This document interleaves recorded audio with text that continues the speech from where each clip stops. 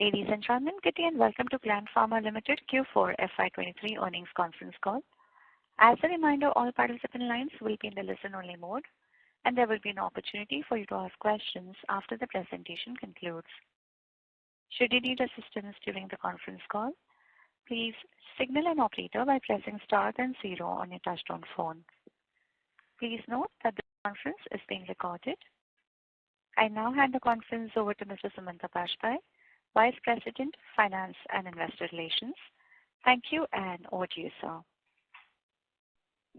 Thank you. A warm welcome to Gland Pharma's earnings call for fourth quarter of financial year 23. I have with me Mr. Srinivas Sadu, Managing Director and CEO, Mr. Ravi Mitra, CFO, to discuss business performance and to answer queries during the call. We will begin the call with business highlights and overview by Mr. Sadu, followed by financial overview by Mr. Mitra. After the opening remarks from management, operator will open the bridge for Q&A session. Our earnings presentation has been submitted to the stock exchanges, is also available on our website. Before we proceed with the call, please note some of the statements made in today's discussion may be forward-looking and are based on management estimates, and these must be viewed in conjunction with risks and uncertainties involved in our business. The safe harbor language contained in our press release also relates to this conference call. This call is recorded and the playback shall be made available on our website shortly after the call. The transcript of the call will be submitted to the stock exchanges and made available on our website. I now hand over the call to Mr. Sadu for his opening commentary. Thank you. Over to you, sir. Thank you, Sumanta. Good evening, everyone. Thank you for joining our earnings call for the fourth quarter and full year 2023. My best wishes to all our shareholders, analysts, and their families. We have formally closed the acquisition of Cenexi and welcome you to be a part of the Gland Protein family. This is our first overseas acquisition and our move into the next phase of growth and expansion. This acquisition is aimed at expanding our CDMO offerings in the European market. It is in line with our strategic roadmap of building a European manufacturing presence in sterile injectables. It provides access to leading know-how and development capabilities in sterile forms, including vials, pre-filled syringes, and other innovative technologies such as ophthalmic gel and needle-like injectors fill finish. It will help us establish our presence into the branded CDMO space and biologics. Our priority is to focus on a seamless integration of businesses. We made progress on our path to building a biotech CDMO and signed our first contract for plasma protein at our Shamipet facility. We are also in advanced stages of other discussions and biosimilar opportunities. I must say it is a testimony to our strength and the robust infrastructure installed at our facility in Shamipet. We closed this quarter, Q4 FY23, with a revenue of rupees 7,850 million as against rupees 11,030 million in Q4 FY22, and our PAT stood at rupees 787 million for the quarter against rupees 2,859 million in Q4 FY22. Our full year FY23 revenue stood at rupees 36,246 million, a degrowth of 18% over FY22. Our full year FY23 PAT stood at rupees 7,810 million against rupees 12,117 in FY22. We have generated rupees 3,640 million of cash flow from operations in FY23. The performance has been subdued because of lower sales on some of the key products during the current year as compared to previous year. The next facility shutdown was taken for capacity expansion. Strategic shift at some of our customers has impacted revenue. We have initiated an action plan by transferring some of the products to other customers. We are focusing on ensuring the supply continuity across our portfolio of products and have stocked up inventory for key products to avoid any material shortages. We completed 9 ANDA filings during Q4 FY23 in line with our filing plan. We made further investments in our R&D this year and were able to make 29 ANDA filings during FY23. As an important milestone, we received our first China approval and have also initiated launch of our product Dextrosartan. We should receive another 3 to 4 product approvals in China during the year.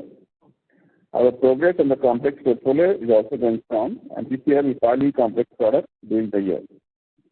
During Q4 FY23, upon excluding capital R&D expenditure, the R&D expenditure stands at rupees 603 million, which is 7.68% of the revenue for the period as against rupees 443 million during the previous quarter. For the full year, our R&D expense stands at rupees 1,845 million, which is 5.09% of the revenue for the period. As on 31st March 2023, we along with our partners have 334 NDA filings in the US and 1,601 product registrations globally. We continue to hire the right talent at our US subsidiary, strengthen the business development initiatives, and building new partnerships. We are also strengthening the plant operations team with new capacities coming online. This year, we again saw physical audits start after the halt due to COVID. We have successfully completed US FDA audit with no observations at our API facility in Vizag. We continue to invest in constant improvement, and our teams across all our sites remain prepared for any regulatory audits. Let me summarize our performance across various geographies. Our rest of the world market accounts for 22% of our Q4 FY23 revenue against 17% during Q4 FY22. Our full year FY23 revenue for these markets stood at 6,894 million as against 8,481 million in FY22. We maintain inventory of raw materials and packing materials to be able to cater to the demand. We continue to register products in new geographies. Our key markets continue to remain MENA, LATAM, and APAC. Our core markets, namely US, Canada, Europe, Australia, and New Zealand, accounted for 70% of our revenue, as against 64% in Q4 FY22. Our full year FY23 revenue for our key markets stood at rupees 26,851 million, as against rupees 29,248 million in FY22. Part of our new launch product portfolio, we have shipped out 10 product SKUs during the quarter. We are constantly working on improving material availability and resolving any production delays. India market accounts for 8% of our Q4 FY23 revenue. Our full year FY23 revenue for Indian market stood at rupees 2,501 million as against rupees 6,278 million in FY22. We saw impact from normalizing of COVID-related sales in the Indian market. We are focusing on integrating the business and connecting with Gland and understand the importance of a seamless integration. Our focus is on leveraging synergies between the businesses to generate stakeholder value. This acquisition has the potential to drive value creation over the years to come. With this, I wish everyone good health. I would like to now hand over the call to our CFO, Mr. Ravi Mitra, who will share details about the financial performance for the quarter and full year 2023. Thank you. Thank you, Mr. Sadhu. Good evening, ladies and gentlemen. Thank you very much for attending our fourth quarter and financial year ending 2023 earnings call. Our earnings presentation has been uploaded on the website. Let me begin by sharing the financial performance of the quarter and financial year of 2022-23. For the fourth quarter, we have reported revenue of rupees 7,850 million, a reduction of 29% on year-on-year basis. Revenue from operations for fiscal 23 stood at rupees 36,246 million, a year-on-year decrease of 18%. Key reasons for reduced revenue during the year are inventory rationalization across customers in the US market, high price pressure with increased competition impacting revenue, and higher base of last year due to COVID-related product sales. In terms of bifurcation of revenue during FY23 as per markets, four markets comprising of the US, Europe, Canada, Australia, and New Zealand have contributed 74%, followed by ROW market adding 19% of revenue. India contributed balance 7% of the revenue from operations. Our core market has seen a decline of 23% during fourth quarter of FY23 as compared to same period of last financial year. It has registered an 8% degrowth during the financial year. ROW markets have witnessed a reduction of revenue of 10% for Q4 FY23 and 19% degrowth on a full year basis. India market declined 68% for Q4 FY23 and 60% for FY23. Other income for the fourth quarter was rupees 389 million, which includes interest on fixed deposits and foreign exchange losses in operations. For FY23, The other income was rupees 2,405 million, of which interest and fixed deposit was rupees 1,794 million, and foreign exchange gains on operation was rupees 571 million. Gross margin of the company improved during the quarter as compared to same quarter previous year. Gross profit margin has improved for the year as compared to the previous year, largely due to favorable geography mix. We have reported an EBITDA of rupees 1,684 million in Q4 FY23 compared to rupees 3,484 million in Q4 FY22, which is a decrease of 52%. EBITDA margin for Q4 FY23 stood at 21% as compared to 32% for the same period of the previous financial year.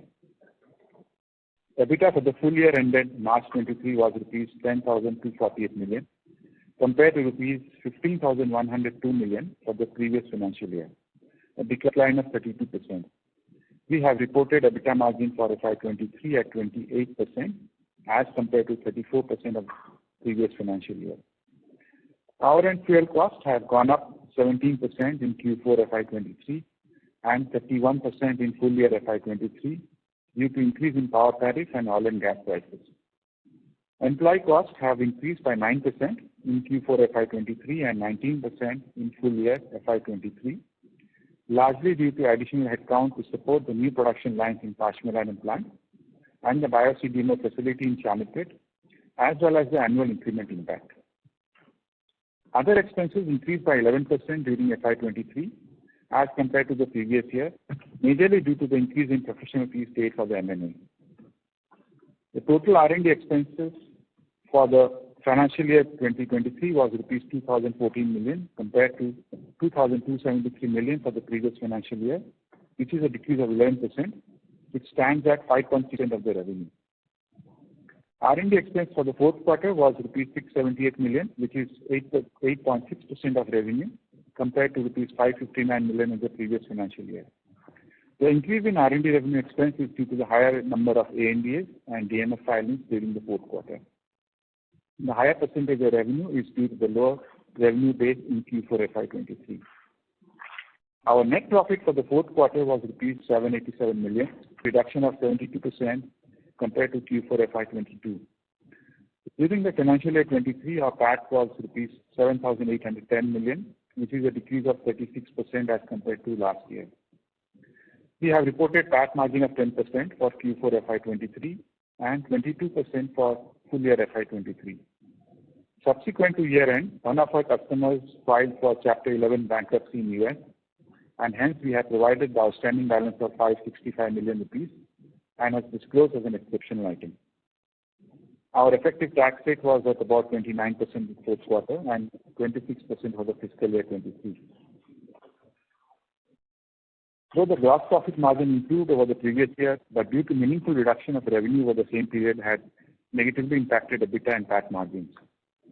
Some of the measures related to cost reduction and efficiency improvement are being undertaken and will have favorable effect on margins. Cash conversion cycle stood at 256 days for the financial year 2023 as compared to 180 days as of last financial year end. The increase in working capital was due to higher inventory and receivable level.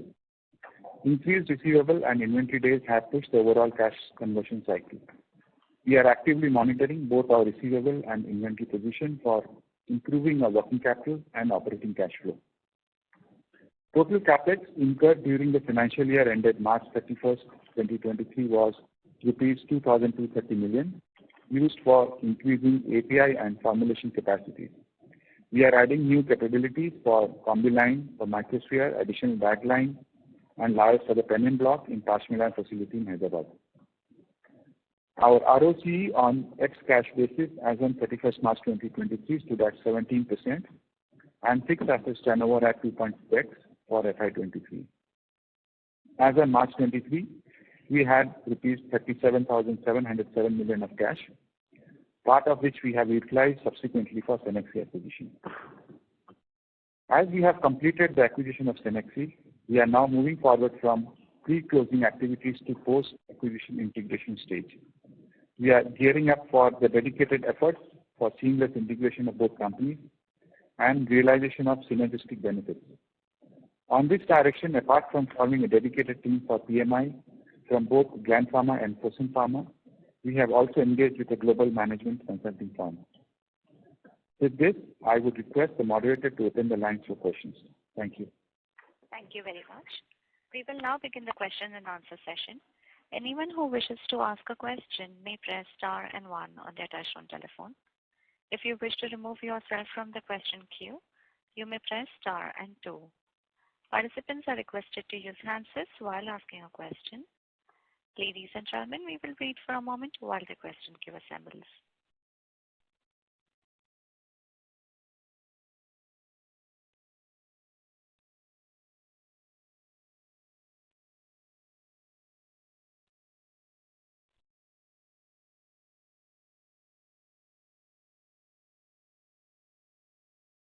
The first question is from the line of Rushabh Shah from O3 PMS. Please go ahead. Hello, am I audible? Yes, you are. I have a couple of questions. My first question is, since there are many companies, we are seeing new age companies entering into the CDMO business, and due to that our company has having a lot of problems. So how are you going to tackle with such an intense competition entering into the CDMO business? Mr. Saurav, it was difficult for us to comprehend your question. Can you please come again? It seems so that there are many companies entering into the CDMO business. How do you going to tackle such an intense competition? Mm-hmm.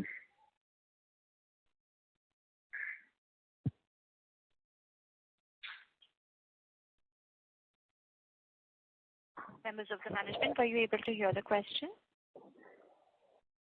I think the question is related to the competitive landscape, right, in the present scenario. Am I right, Mr. Rishabh?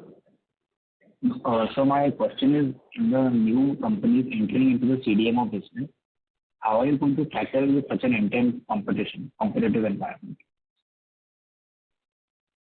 Yeah, so if you really see the pure development come B2B business landscape, still I think not many players are there. You could see some CMO players coming in and manufacturing products for companies. But our own model where we develop products and license out, still I think there is not that much competition like before. But yes, in terms of companies who are developing the products and trying to outsource like contract manufacturing, there is a competition, there is a price pressure. And if you look from our strength perspective, from regulatory side or from quality side, we're maintaining claim record, and that should sustain us in the long run compared to the newer players, where you're able to see the current regulatory inspection, how they're going on, and whether they could sustain with low margins in the longer run. Especially in injectable business where capex is very high and maintenance are very high, with large with the low margin competitive landscape, survival in the long run could be difficult. So I think the time will come when companies have to rejig the margin profile so that they can invest into future growth or allocating investments into future growth as well as maintaining the facilities of their standards. Okay, thank you. And since as our business is so much focused on CDMO and CMO business, if you could help me out with the percentage of repeat orders which you are receiving from the customers? You mean the repeat orders from the customers? Yes, from the customer. What is the percentage of the repeat orders we are getting? So if you look at from a volume quantity perspective, our FY22 and 23 volumes are almost similar. The degrowth has happened from specific few products and as well as COVID-related products. If you see our domestic sales last year compared to this year, we lost almost 380 crores, mostly pertaining to the COVID sales that happened last year. And also one of our largest products, microfungin, which we had the initial exclusivity, it went down from almost 440 crores to 65 crores. That has actually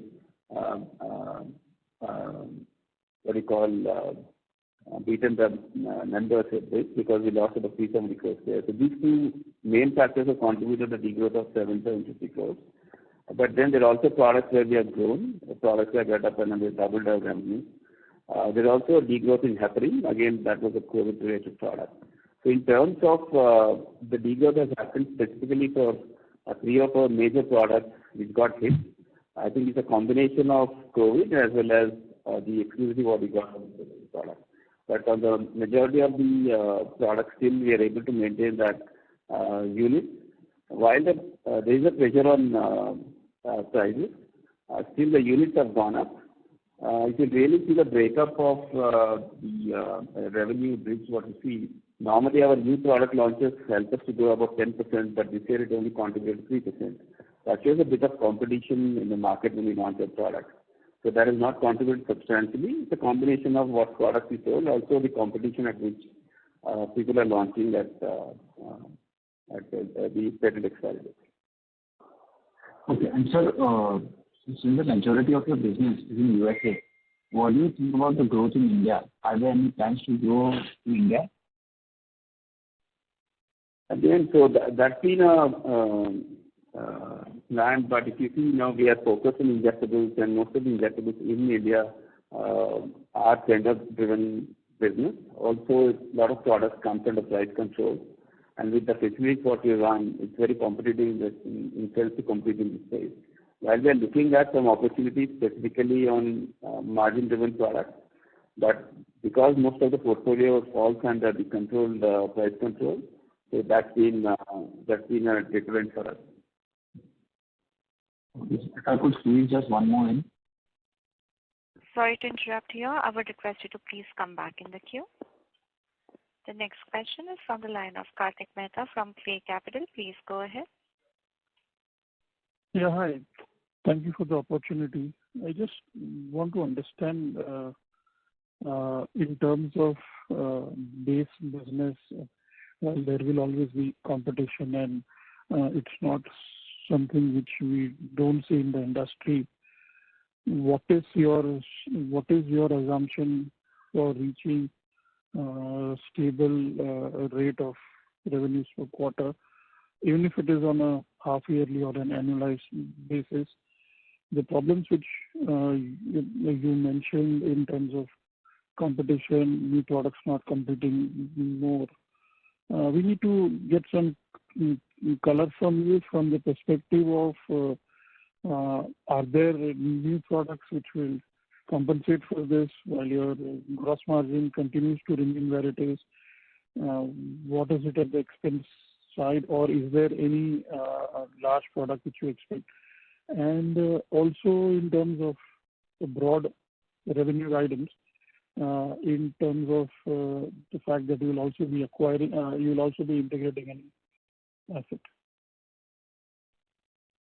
So from the business perspective, like I said, the major products got hit. So to cover that loss, it takes a lot of other products to get launched which are smaller. So if you look, like I said, from the units perspective, it's still maintained at the company level. So the volumes have grown in some of the products, but especially products where we lost business to. Now, there are several large molecules which will be launched. But looking at the last year experience, you can see even a $500-600 million product after we launched, it got, the prices got down almost 80 to 90%. There was a crash when it got launched. Whether it's sustainable in the long run, we can't say, but that's been the case. So we can't really vouch for the products. The big products will do well under this competitive scenario. But we have almost 28 products which got approvals this year, and that approval, the filings are on track, and all the facilities are on track in terms of supplying these products. And in terms of margins, you can see we have invested heavily, and some of the lines are not on commercial scale yet. Whether it is biologics plant, whether it is some of the microsphere lines we have established recently, and the 2 other lines we are still under approval process. So that's actually added up to the cost, but then we have filed several products on our transfer from other lines. It will get commercialized again, so that should increase the revenue. And with the Cenexi acquisition, there are a lot of opportunities opening up in terms of the same customers who we are working in the US, where they're sourcing products from European other CMOs for the European market.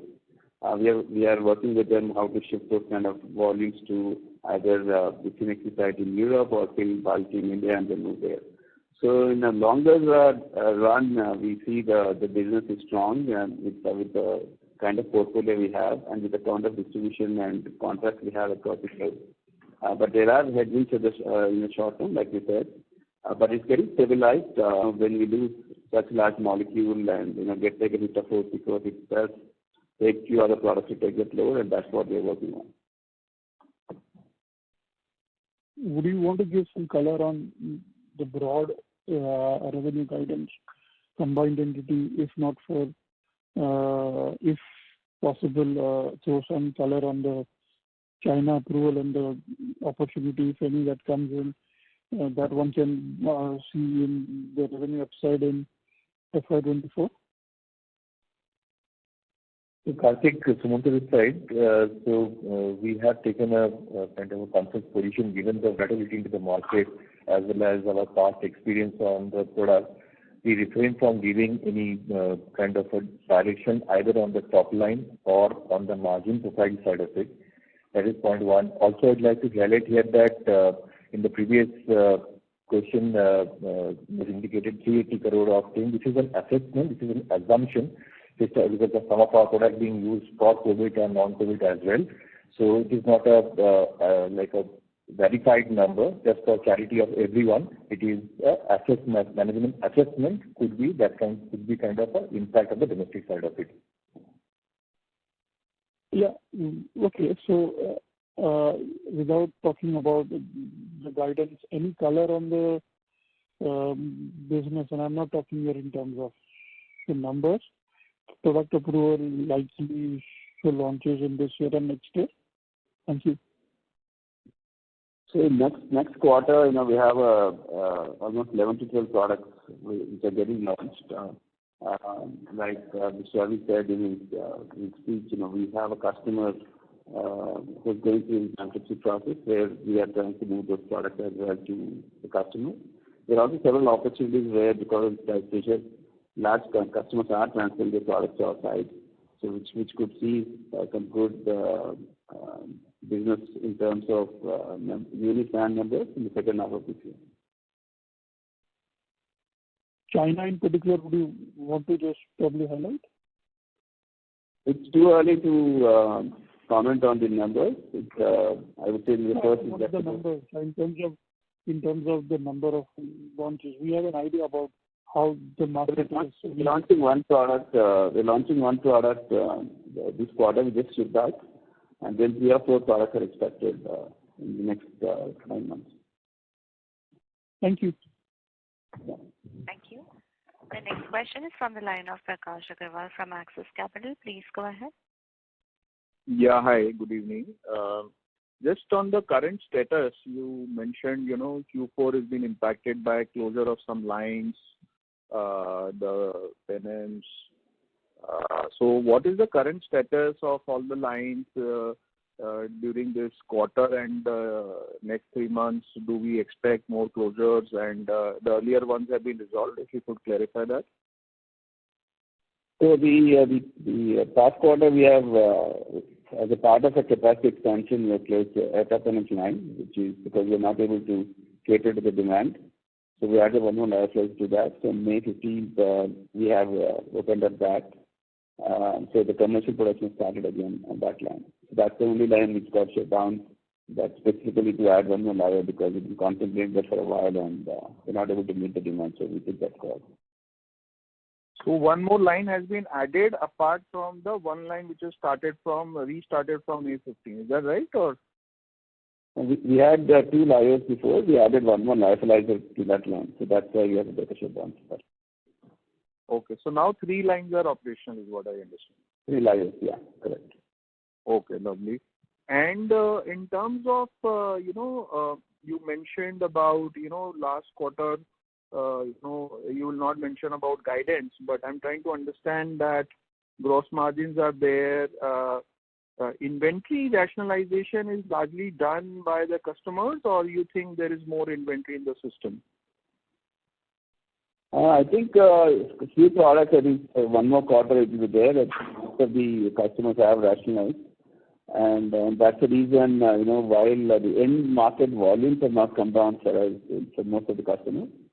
If you look at even of the largest products, we sold 50% of actually the end market number of units. So that should get back in the next few quarters. So other than that, I think most of it should get rationalized, yeah. No, so inventory is volume only, no? So I'm a little confused here. Yes. Inventory at the front-end customer level. So they were maintaining a higher inventory levels earlier, but because of the high interest cost and everybody is rationalizing their inventory, they're depleting to a lower levels. Some customers used to maintain 9 months to 12 months inventory because if you have a GQ contract, they have to maintain minimum 6 months inventory. But now with the high interest cost, they're trying to reduce their inventory at the level. So our transfers from our facilities to them was reduced. That's impacted our business a bit. But the end market-wise, still the sales are robust in many of the products. Okay, understood. So demand is there, but in general, there is a destocking or a reduced inventory level that is being kept. Correct, and that's the reason actually because they pushed out because of very rational inventory, they had pushed out some orders, and that's why we are ending up with higher inventory at our level. Okay, and you mentioned about this, one large product, microfungin, but how about heparins and enoxaparins? So you earlier used to mention about a little bit on the size. So would that have contracted significantly, and demand still prevails for those kind of products? So heparin is mostly price driven, and we consciously took a call that we will not go for very low margin because it doesn't make sense utilizing the capacity for low margin. So that's what heparin. Enoxa still we have grown as a number of units have grown, but some markets the pricing is low. So the revenue has gone down by about 10% for Enoxa as a company, but the volumes have gone up by about 7%. Okay, and heparin, sir? Heparin actually we have gone down in terms of units. That's a combination, I would say, of price and also last year there were a lot of sales the last quarter because of COVID. So I think it's a combination of both. Okay, lovely. Thank you. I have more questions. I'll join that. Thank you. The next question is from the line of Neha Manpuria from Bank of America. Please go ahead. Neha, your line has been unmuted. Please go ahead with your question. Yeah, can you hear me? Now, please proceed. Yeah, sorry about that. Sir, could you explain to us what is the, sort of the one-off impact, if at all there is any in the quarter, and what should be the base that we should be working for when we look at a normalized business, given there was Penem shutdown, etc., that we saw in the quarter?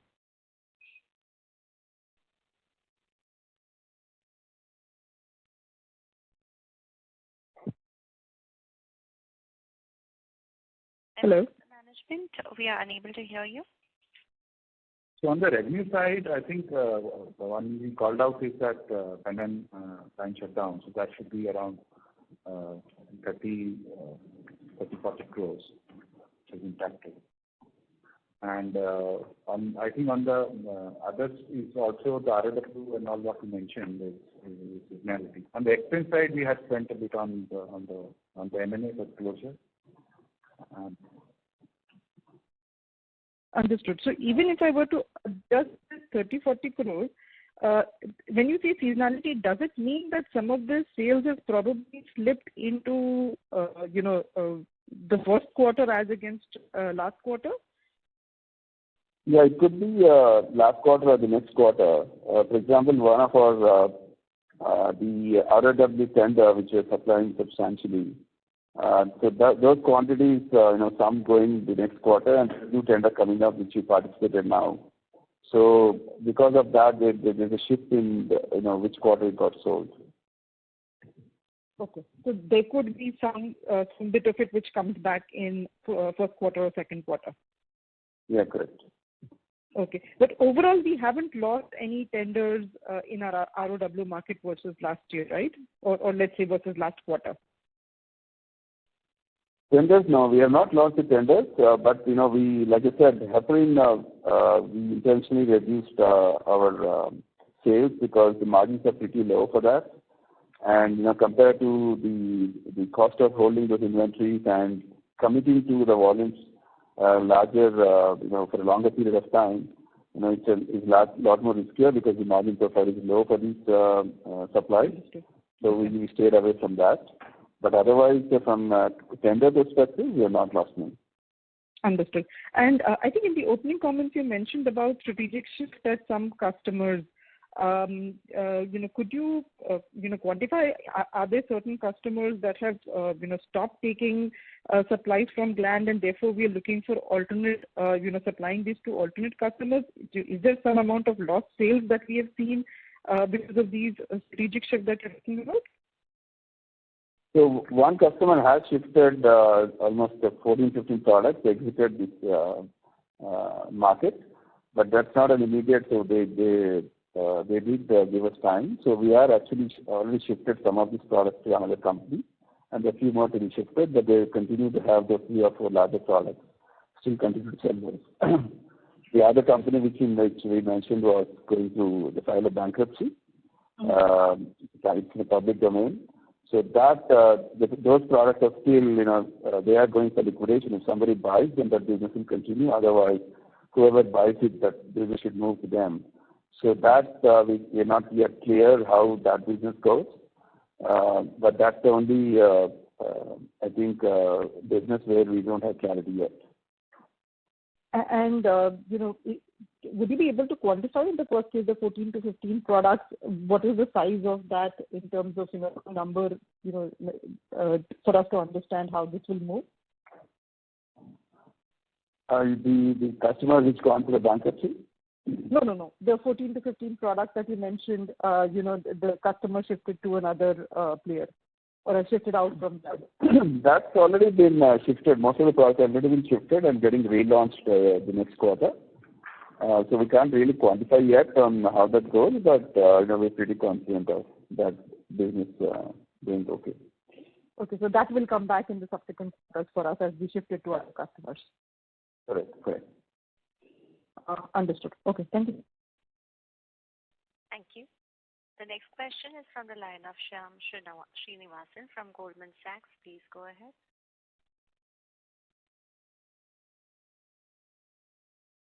Shyam, you may proceed now. Yeah. Are you able to hear me? Yes. Hello? Yes. Yeah, great. So my question was on the core markets and the divergence between whatever US versus, say, Europe and the rest of the markets, right? So full year, I think US has declined 7%. These other markets have declined higher. And I think for the quarter, maybe there is a lot more convergence. So just want to understand the differences between these two markets, and is there something that is specific that is driving on a full year basis, like the weakness in non-US core markets? Not really. I think it's a question of timing and what kind of products. And like I said, heparin is the largest product for us. And if you see as a company, we lost over 150 crores for that. And that, I think ROW, that's one of our major products as well. So because of the pricing, we didn't participate or we didn't want to supply for many offers what we got. But I think it's more to do with which quarter we sell. And also you should include last year. If you're comparing with last year, there were also sales pertaining to COVID, like you said. So do you see any divergence in the pricing pressure between these two core markets? Or you think it's just a function of which product is when, and if there is a COVID element? And it's so difficult to get an underlying trend saying, okay, US is, say, whatever pricing pressure, and the rest non-core is, rest core is higher, lower? I think the price-wise, if you see as a company, both markets, we see like a 1% increase if you look at the pricing for these products. So although the growth didn't come from the new product, like we said, but the price reduction, and when you see the revenue bridge, the margin gap, it's 1% lost because of the pricing. But it's mostly because of the revenue, the degrowth. We are not able to absorb that the fixed cost what we have on the sites. That has impacted the margin. And that's the reason why the contribution margin was still we're at 54%. So some pricing and material price, still it's okay. Got it. Helpful. Second question is just on the supply of your raw materials and stoppers for individual. So can you just comment on where are we in the journey?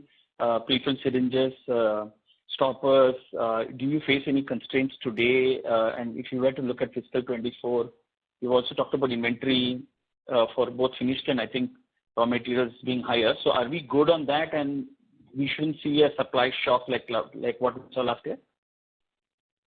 Yeah, I think supply side mostly, I would say 90% stabilized. Few products, few filters and tubings on and off, but not a major, I don't think there's any major issue on that side. Got it. So, Mr. Sala, I know you're not giving a quantitative number for top line, so it's just a question of getting the demand now, either say let's assume ROW through the tenders. If you were to since supply is not a constraint, you can now start looking at being, if I use the word aggressive, to try and get demand because supply is not an issue. Would that be a fair statement to make? And as you look forward, also you're getting this NXT, what about 25 million euro per quarter coming through? Roughly, I'm just quarterizing an annual number. So is that how we should broadly think of fiscal 24? I know you're not giving a number, but help us construct the revenue bridge for say 24. That will be useful. Thank you. Yes. So absolutely. I mean, one is working with the partners closely on the front end pricing, how it's going to work. Because the market landscape is different compared to earlier. The assumptions what you made earlier when the product gets genericized and with what price you go and bid, that's completely different now. So there are also opportunities lost because they were assuming that the prices won't fall that long. Although we had leeway in terms of a cost and transfer price and what we could have made a bid for a contract. But because assumptions went wrong, our partners couldn't get those bids. Now we are working closely with them compared to other bids, what price they are at and what price we can offer and what are the internally how much we can go down in terms of transfer prices if there is a need. So we are working very closely with them and aggressively looking at each product where we have lost market share. So we have actually mapped which are the products which we lost substantial market share and the reasons behind that, and we are working towards that. So that's one big action that we're taking. And of course, Synexi is a big focus for us because that market we have never penetrated, and this is an opportunity for us. So several business opportunities we are looking at, and already there are discussions happening with companies how to move products there. There's also other angles where we are able to talk about taking products from Gland to Europe through this acquisition. And like you said, of course, there's a competition that's going to happen with the regular revenues what we're generating today. All right. Thank you and all the best. Thank you. Thank you. The next question is from the line of Saran Mukherjee from Nomura Securities. Please go ahead. Yeah, hi, good evening. So can you share the impact that can potentially come from your partner who has filed for bankruptcy, assuming that those supplies get impacted? So hopefully, because they have gone for a liquidation and people are looking at aggressively how to get the contracts. In fact, there are also customers who are reaching out to us without knowing the bankruptcy process whether they can buy up the contracts because there are 3 or 4 products where they have a GPO contracts attached, which has a good value. So it could be a temporary impact where supplies are stopped because we also need to recover the money. But I think long run this will be protected because it is under this process where if somebody acquires it, they have to acquire the contract where they have to pay the cure money, and also they get rights for the GPO contracts where they get transferred. So hopefully, short run it might be an impact till the time its process ends. They dates are end of June. By the time the sale process should complete, so we should get a clear idea of who's going to get this product. And if the business is somebody's going to buy the business in total, or somebody's going to buy products or the contracts.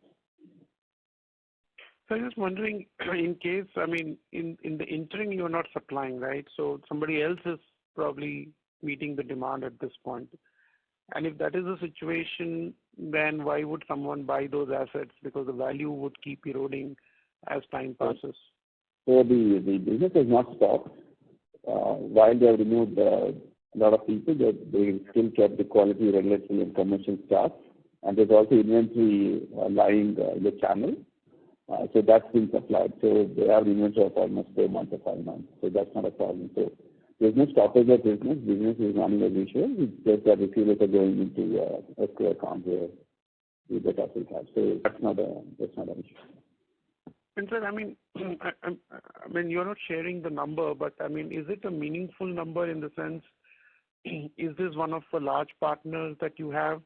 In the case of an eventuality, there is a disruption, it could have a meaningful impact, or do you think it would be a smaller? So the business what we do with the customers is around 200 crores per year. Okay. Yeah.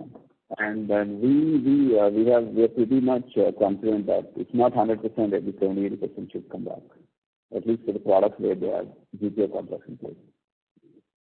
Okay, understood. Then on the Cenexi acquisition, the numbers that you disclosed imply that the EBITDA has come down materially for the second half. So I know when you did the acquisition, you did mention that first half was inflated. So if you can give us some indication as to what's the right level of EBITDA for Cenexi that we should work with. Yes, so Sam, like last time when we spoke about the Cenexi, we told that it's a half year is not indicative of the full year. However, the second half of the calendar year 22 has also been impacted because of the high energy cost, which we are expecting to improve now, because that is now kind of behind them. So in terms of revenue, they have definitely grown, and EBITDA margin is currently the full year what we have achieved, and should be better. I think that's what the projection is. I cannot give a number right now, but because of the cost factors, it's going to improve, and the product profile which they are currently working on is in a better margin profile than the previous year. So numbers we'll talk about later on once we have a full clarity on the plan. Okay. And finally, if I can, on sir, you mentioned about competition in heparin and enoxaparin, particularly in heparin, right, where it has come to a level which is not very lucrative for us. So how important are these two products now? I remember, initially it was very important. How big contributors are these two products to your overall revenues? And if you can give some color on, what is really driving it. Are these the Chinese player who are beating down the price? Do they have some cost advantage which is leading to this sort of erosion? Yeah, absolutely. So if you see heparin directly now, the two Chinese players have directly launched in the US. So that's one major roadblock, I would say. If you look at from a number perspective, heparin for the company is around 50 crores in FY23. But that's for the company. But we are working on a strategy where we have 9 SKUs, whereas a lot of other companies do not have 9 SKUs. We're seeing how we can increase that volume going on, looking at the basket instead of an SKU level. So we are working on that as well, and we are also working with our own parent company subsidiaries and qualifying their crude to get a better pricing. So once we get that approval, I think we'll be in a better position than now. And the same situation is in enoxaparin as well? Enoxaparin, US, what happens is, of course, they're again direct supplies from China. There's a competition in that. The compliance of the GPO is not there yet. Although our partner has a recent contract, the compliance is around 55-60% as against normal 85-90%. So the offtake is not as per our estimate, which kind of impacted our pickup of this stock this year because they had a larger inventory last year, and they are rationalizing that inventory that has impacted. But I think it's not this quarter, next quarter, not June quarter, but probably September quarter it will start picking up the product from us. Okay. So can you share the total contribution for heparin and enoxaparin for FY23 for the company? For the company, for Enoxa and heparin together is 970 crores. 970 crores. Okay, sir. Thank you. Thank you. The next question is from the line of Ananda Padmanabhan from PGIM India. Please go ahead. Thank you for taking my question. So just to understand, in Q1 we will continue to see the impact of production shutdown, or so that would again be a factor that will play in the next quarter as well, if I have to understand that. No, it started now. From May 15, the line is back on track in commercialization. So probably half quarter impact, but it's back on track. But as against earlier 2 layers, now we are producing 3 layers. So that should make up for the quarter number. Okay. And with respect to Cenexi acquisition, by when do you expect the acquisition to get closed or completed? It's already closed last month. Or by when should we expect? So Q1 itself we should see the consolidation happening? Yeah, it will consolidate this year, the next quarter, for 2 months. Because we closed on April 27. So the consolidation happens the next quarter for 2 months, May and June. For 2 months, yeah.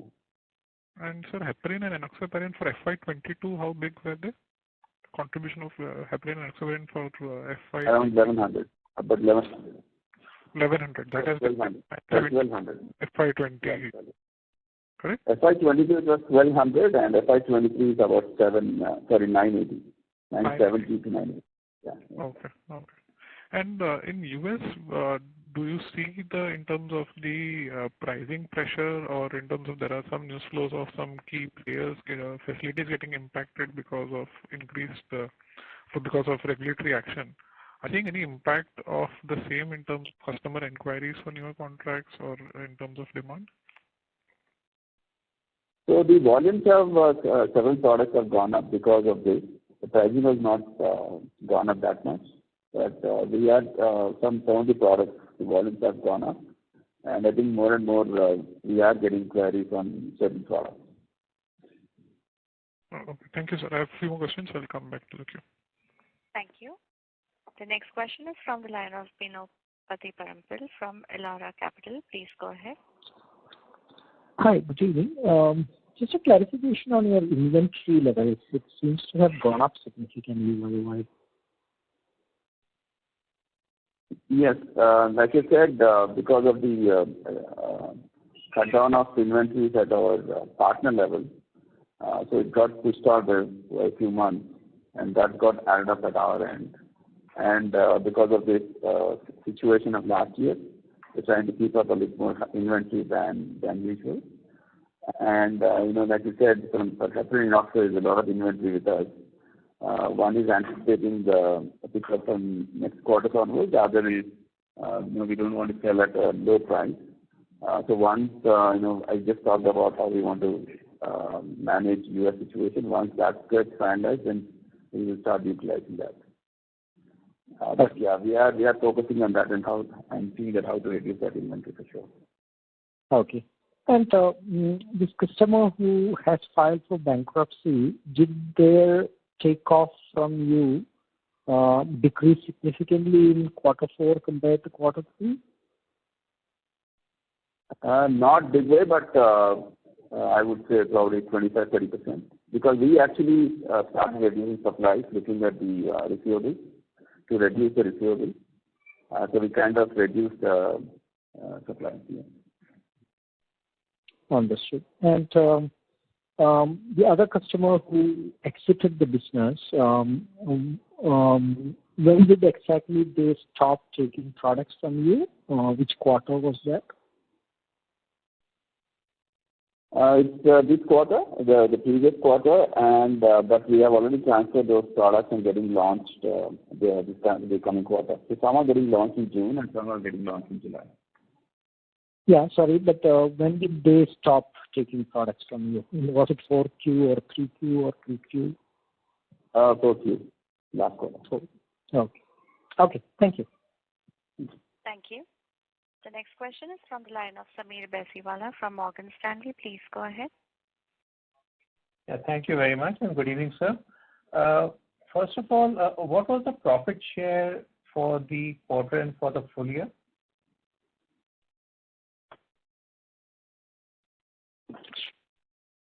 You want the full year? Yeah, Q4 and full year. I remember it used to be around 10-11%, so has this materially changed? Yeah, so full year is 8% and quarter 4 is 7%. Okay. So that's a straight 300 to 400 basis point hit to your margins, no? Yes. And this is all the impact of the end market price erosion, which is now getting filtered down to you as a supplier. Yeah, so it's both actually, because along with that, there is also the impact of the high margin inventory, lowering at the customer, in which we were talking in the beginning. Which means the revenue mix. So the high margin stuff is kind of not moving. One second.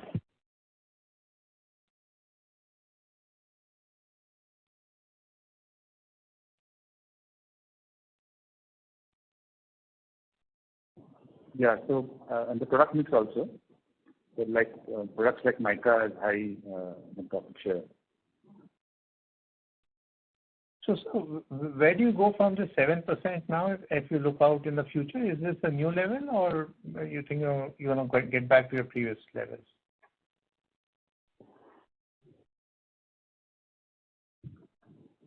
From profit share perspective? Yes. I think it all depends on, currently so much shortage is happening, so probably the pressure on some of these products are not that much. And the mica, now it has gone away. So, like I said, it's from 440 crores, now it is like 65 crores. So the volume should increase a bit because it's also considering the high inventory they held last year. So they were using that inventory, that should go up. So I would still feel that it should settle around 10%. Okay, that's very good to hear, sir. And so the second question, you're talking about the end market pricing pressure. So your customers are sort of losing market share. So you want to sit down and plan the price volume metrics. I wasn't too sure that I understood your comment fully. So what percentage of your business does that planning, apply to? And does that mean that we should brace for a sort of portfolio-wide or something price erosion in fiscal 24 as your plans, get finalized with the customers? So I think, we can't do it generalized and same plan for all products, right? So you see that three or different kinds. So that's why we are getting each product level. Some products actually there's a lot of margin where customers can pay, but they don't want to do it. So let's see to the customer and what's the logic behind not going after the higher market share when there is a high margin between the selling price and cost. There are also products where probably our transfer price a little higher, where we have worked on reduction of cost over the last 12, 18 months. Part of our, I would say, 30-40% of our R&D cost goes into lifecycle management where we reduce costs. So there we can actually go after a higher market share. So there are different factors for different products. That's what we are trying to do, which products we have lost market share or where we have low market share and where there is a possibility to increase those volumes.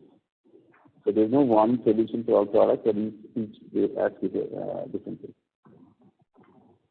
No, fair enough, sir. But what's the average picture? What should we expect in fiscal 24? Just roughly about, is it about lower pricing, higher volumes for the base business, and what percentage of your business is getting impacted? Is it like 20%? Is it 50%? No, we can't really give a number. That's what I'm saying. We also have some high margin products where the volumes currently are not that much, and we are trying to see how we can increase those kind of volumes also. So some partners, they really don't want to go after a competitive bid. They don't want to even participate bid. So we have to sit with them and say how to get into this kind of bids and stuff like that. So it's a combination of both. One probably where we still have margins where they can go aggressively for market share, or where probably the volume is helping to absorb our fixed costs, even if the margin is lower, but if it's going to absorb, so at the EBITDA level, it's going to help the company. So it's a combination of both. Okay, got it, sir. So one final question. So not too far back, maybe 6 quarters back, your operating margins used to be 35%, and this quarter it's 21%. It's a very, very big move. So how should we think about it? I'm not looking at next 2 quarters, but like in a year or two, how is the business going to evolve, and what's the right range? Any guidance, any qualitative, points on this would be very helpful. Thanks. I think it's a combination of the lower base also, because of costs, they're almost fixed. Like I said, they're only added costs in the retail branch where it's not commercialized. So these lines will get on track next few quarters. Now the revenue base is low, but the costs are similar or a little higher than last year. And that's why it has gone down. Once your revenue base becomes normalized, then this will automatically goes up. Yeah, so it's like the leverage impact which has affected us. Injectable cost, most of it is being fixed, and inflation and power costs has gone up. While the gross margin percentage remaining similar, EBITDA impact has been direct because we are dividing by a lower base of revenue now as the cost has gone up. Also, if you see the R&D cost, because the base is lower, we spent like last quarter is almost 700%, because of the complexity of products what we are dealing today. Our original plan was to stick around 4 to 5% with the normal growth what we have as a company. But because our base is lower now, that's showing at 7%, and it's showing that lower EBITDA number, because the absolute number is still as per the plan. And then as for the year, normally I think the highest this year is around 5%, 5.6% or something. Historically it's been around 3.5 to 4%.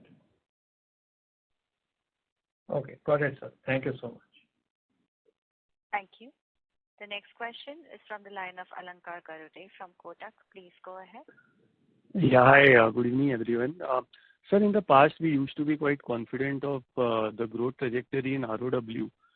Would you still maintain that ROW will grow at a significantly faster pace for us, say, compared to US? So the base has gone up. You can see last year a substantial increase in the base. And that's why you see, and the US business is very large, and that's why the percentage growth looks smaller.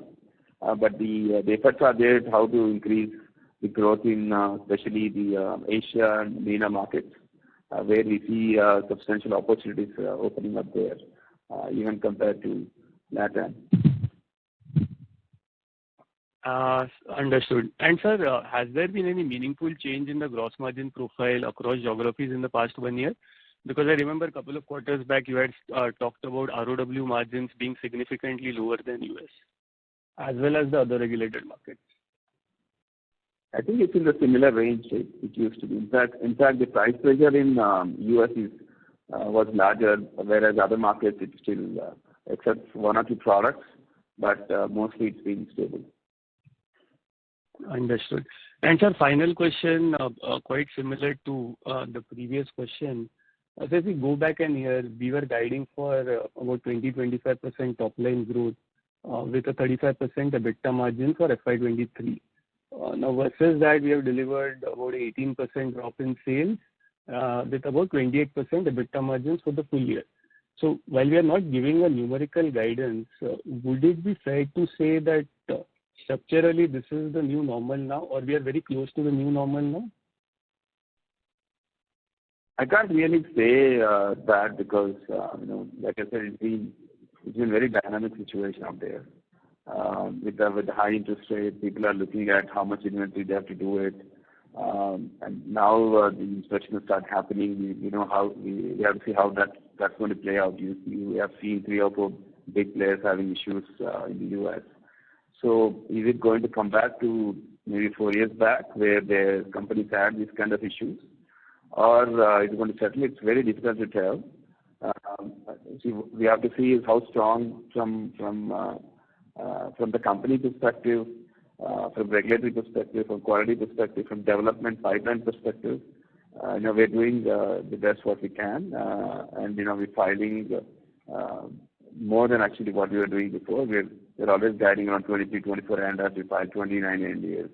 So we're not stopping in that. We are moving on the complex side. We filed 3 complex injectables. The microsphere is ready. So in that sense, as a company, structurally, as a company, we're strong.